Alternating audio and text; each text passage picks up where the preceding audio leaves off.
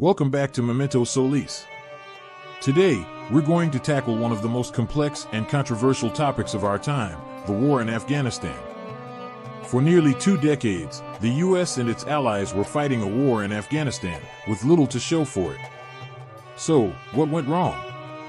In this video, we'll be exploring the key reasons why the war in Afghanistan failed. One of the main reasons the war in Afghanistan failed is because there was a lack of clear goals. The initial goals of the war were unclear and shifting. The main goal was to defeat Al-Qaeda and its leader Osama bin Laden, but it soon expanded to include defeating the Taliban and building a stable government in Afghanistan. The US failed to develop a clear plan for withdrawing troops and transitioning responsibility to the Afghan government. This led to a prolonged occupation and a sense of perpetual war. The number of troops deployed to Afghanistan was often insufficient to achieve the stated objectives.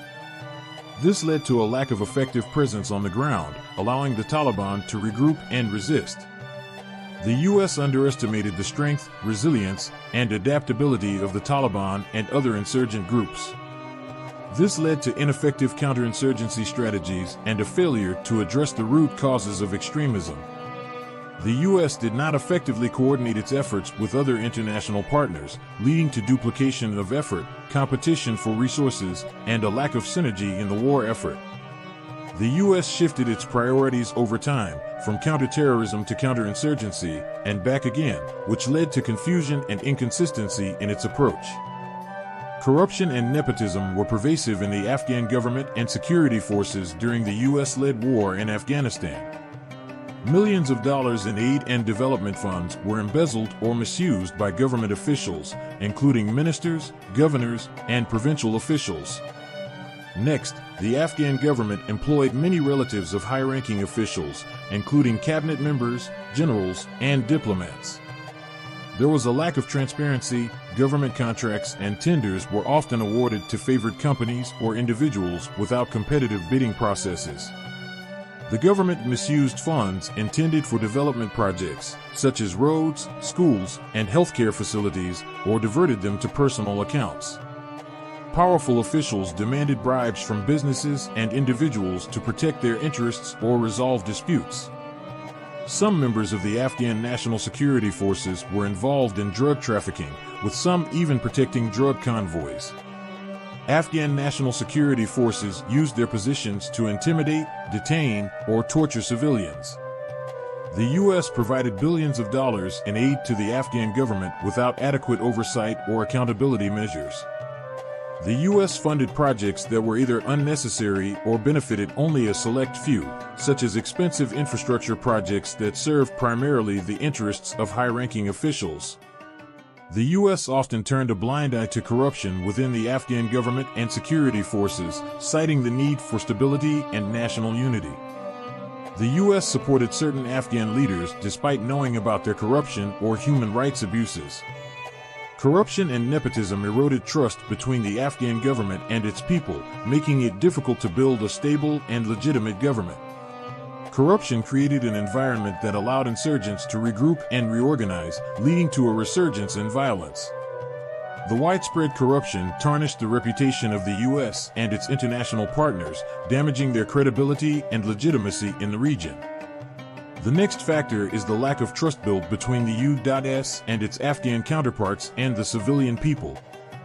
The US and its Afghan allies failed to provide transparent information about their military operations, casualties, and civilian impact, leading to mistrust and skepticism among Afghans.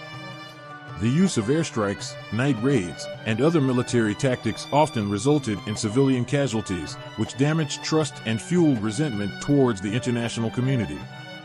The pervasive corruption within the Afghan government and security forces eroded trust among the population, as they felt that the government was more interested in lining its own pockets than serving the people. The US and its allies invested heavily in military operations but neglected development efforts, leading to a lack of economic opportunities and a sense of stagnation. The US military's cultural insensitivity and lack of understanding of Afghan customs and traditions contributed to misunderstandings and mistrust. The lack of trust allowed insurgent groups like the Taliban to regroup and reorganize, leading to a resurgence in violence. The 2011 withdrawal plan, announced by President Barack Obama in June 2011, aimed to draw down U.S. troop levels in Afghanistan by 2014. However, the plan was criticized for being poorly executed. The withdrawal pace was slower than anticipated, with some troops remaining in Afghanistan longer than planned.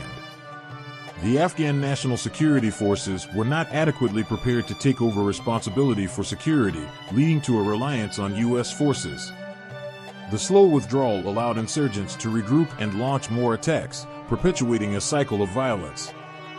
The Afghan National Security Forces lacked the capacity to address complex issues like counterterrorism, intelligence gathering, and logistics. They remained heavily reliant on U.S. air support, intelligence, and logistics, which limited their autonomy. The withdrawal plan did not address the underlying political issues that contributed to the conflict, such as corruption and governance.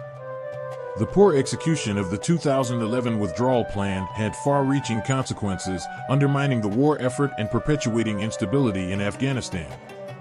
So there you have it, 5 key reasons why the war in Afghanistan failed.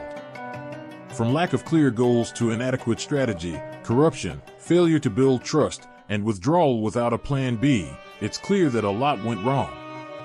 But what's more important is what we can learn from these mistakes and how we can apply those lessons to future conflicts.